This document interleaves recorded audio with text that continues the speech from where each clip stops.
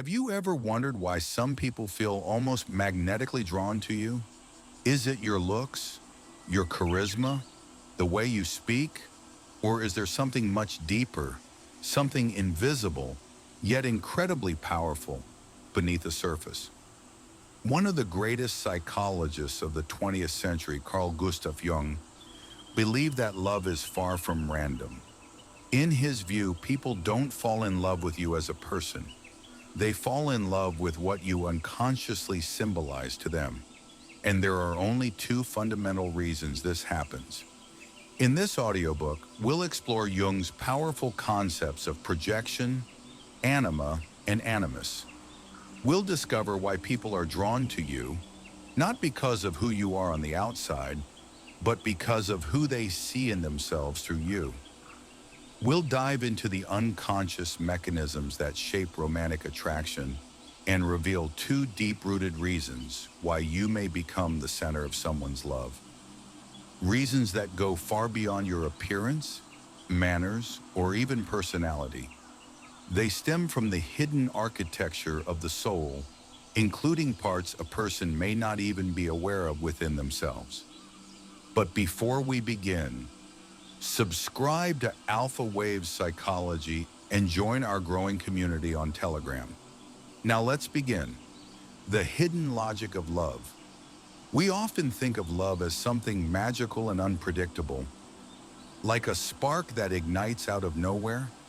But Carl Jung didn't see it that way. He believed love follows a deep inner logic, a kind of invisible order formed by the unconscious. What we perceive as spontaneous connection is rarely random. It's the result of long hidden processes, emotions, repressed experiences, unmet needs, and unconscious desires.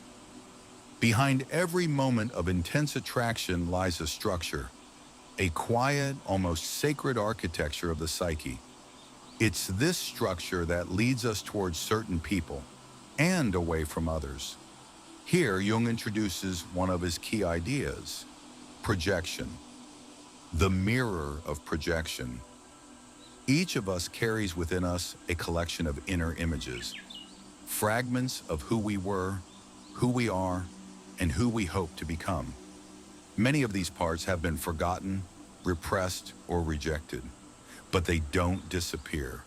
They live in the shadows of the unconscious, waiting for the right moment to re-emerge, often through other people.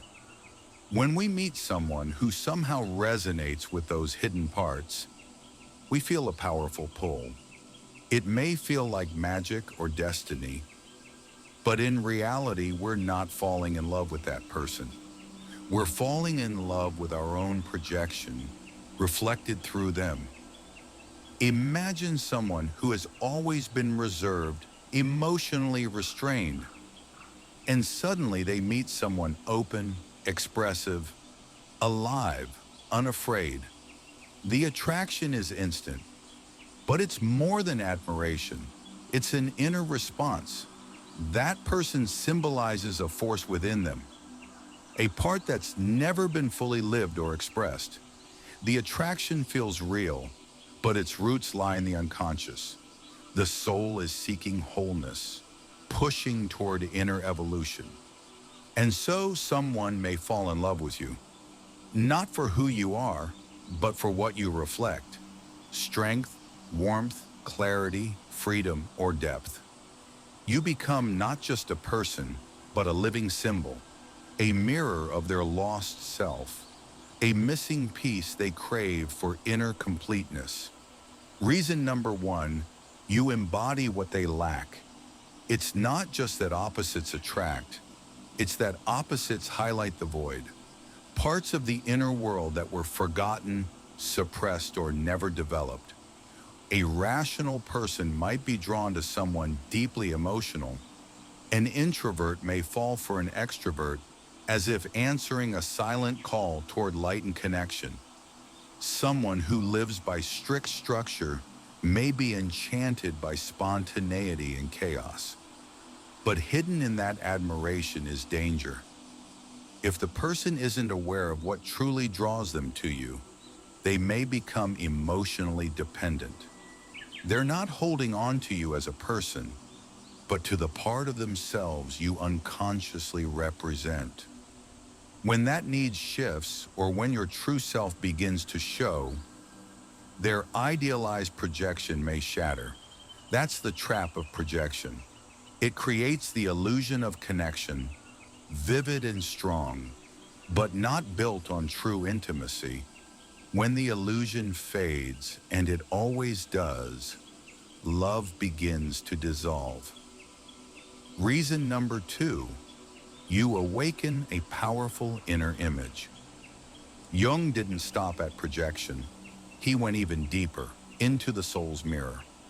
He introduced one of his most powerful concepts, anima and animus, the archetypal images of the opposite gender living deep in the unconscious. According to Jung, every man carries an anima, a feminine inner figure, emotional and intuitive. Every woman carries an animus, a masculine principle, logical and goal-driven. These are not tastes or habits. They are far older. These archetypes are shaped in childhood through early emotional bonds, especially with parents. But they also draw energy from myths, religion, and the collective memory of humanity. Over time, they become powerful emotional blueprints, invisible but deeply influential. We carry them within us without knowing, until we meet someone who seems to match them perfectly. And then something extraordinary happens. Attraction strikes like a wave. We feel like we've known this person forever. Not a meeting, but a remembering, a sense of destiny. But Jung warns, this isn't destiny. It's not magic.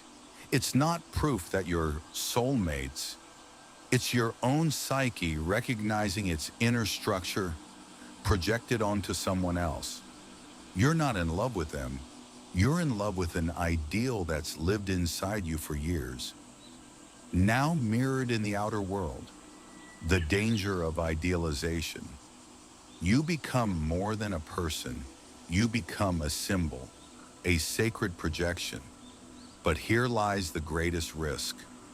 When someone falls in love with their inner image reflected through you, they don't truly see you. They see a fantasy, a script written by their unconscious long before you met. But reality always breaks through. You begin to show your flaws, contradictions, humanity, and the projection starts to crack. What once seemed divine becomes human. What once enchanted begins to raise doubts. Misunderstandings, conflict, pain. Disappointment isn't about you. It's the collapse of an inner ideal that couldn't survive real life.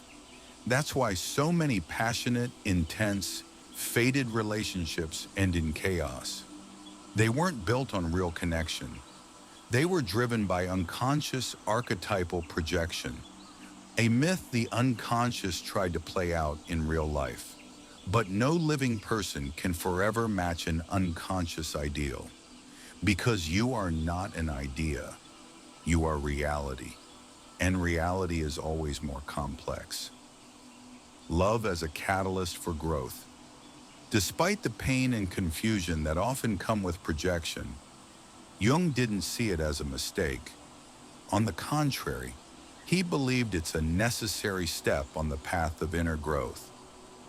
Projection isn't a glitch, it's an invitation to transformation. Love isn't just an emotion, it's a tool for becoming whole.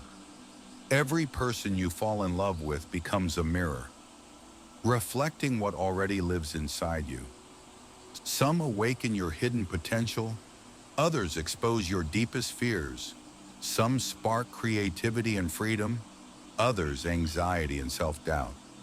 But they all serve the same purpose, to accelerate your path toward wholeness. Jung called it individuation, becoming your full self. So why do people fall in love with you? Because you either reflect something they desperately need, or awaken something they forgot they had. You are not just a person, you are a symbol, a turning point in their psychological journey, a step toward the mystery of their own soul.